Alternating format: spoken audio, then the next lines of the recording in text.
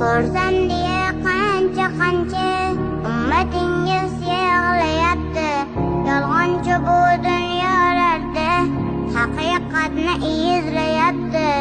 So'zingizni sog'inganda hadislarda tinglayapti.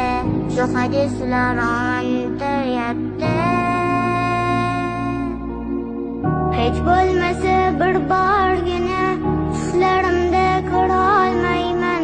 Bo'lsa hamki mayli ancha dunyolarga umonmayman.